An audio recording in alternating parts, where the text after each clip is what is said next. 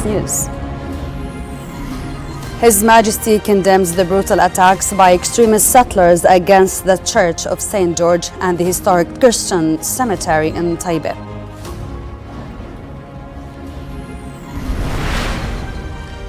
Foreign Minister Ayman Safadi stresses the urgent need to halt Israel's aggression on Gaza during his participation in the 5th EU Southern Neighbourhood Ministerial Meeting in Brussels.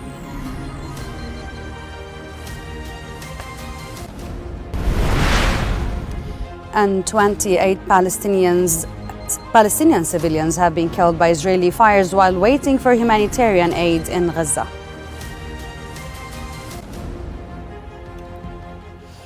Those were the headlines. Now the news in detail. Good evening.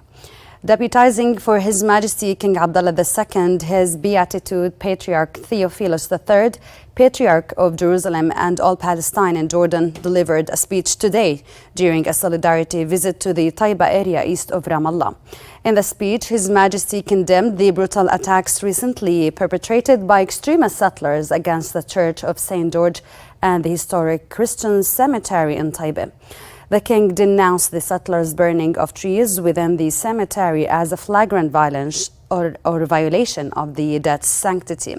Christian holy sites and the entire Christian community in the Holy Land, and also His Majesty underscored that the gravity of the settlers' assaults, their daily terror inflicted upon Palestinians, and their systematic aggression against villages, cities and refugee camps across the occupied Palestinian territories. Such atrocities needs a decisive international response to halt these attacks, such as the ongoing genocide targeting children, women, the elderly and civilians in the Gaza Strip. Lower House Speaker Ahmed Al-Safadi reaffirmed to Vatican Ambassador to Jordan, Archbishop Giovanni Pietro del Toso, that Jordan maintains a cohesive national fabric, reflecting a spirit of coexistence between Muslims and Christians. In a meeting, Safadi noted that Jordan takes pride in the Hashemite custodianship over Islamic and Christian holy sites in Jerusalem, which safeguards the city's identity and counters attempts to alter its legal and historical status. He added that His Majesty King Abdullah II continues his efforts in defending the Palestinian cause, ending the war in Gaza, and ensuring the delivery of humanitarian aid, while rejecting all plans to displace Palestinians.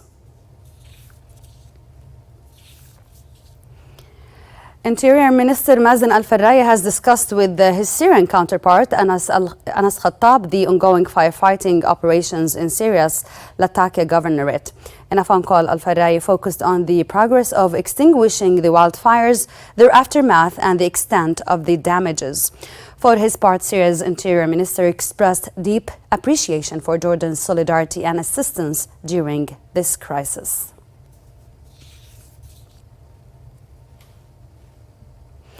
Foreign Minister Ayman Al-Safadi has stressed the urgent need to halt Israel's aggression on Gaza during his participation in the 5th EU Southern Neighbourhood Ministerial Meeting in Brussels. He called for unimpeded humanitarian aid access to address the catastrophic conditions facing civilians in the Strip, urging international action to end the violence and alleviate Palestinian suffering. The situation in Gaza remains catastrophic. As recently as yesterday, a group of UN organizations warned that Gaza is running out of fuel, therefore hospitals cannot operate, bakeries cannot operate. So there is a real catastrophe happening in Gaza, resulting from the continuation of the Israeli siege on Gaza. Yes, I think a couple of days ago, Israel allowed about 40-50 trucks in, at least through the Jordanian route. That is far from being sufficient. People are starving, infants are dying from malnutrition. This cannot stand, this has to stop. So we're here today to emphasize that we do believe in the Euro-Southern Partnership. We do believe that our region can realize its potential of peace, stability, prosperity for all.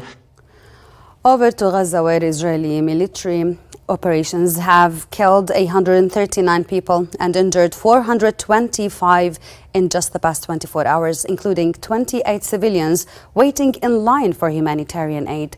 The death toll since March 18th has now reached 7,450 killed and nearly 26,480 injured.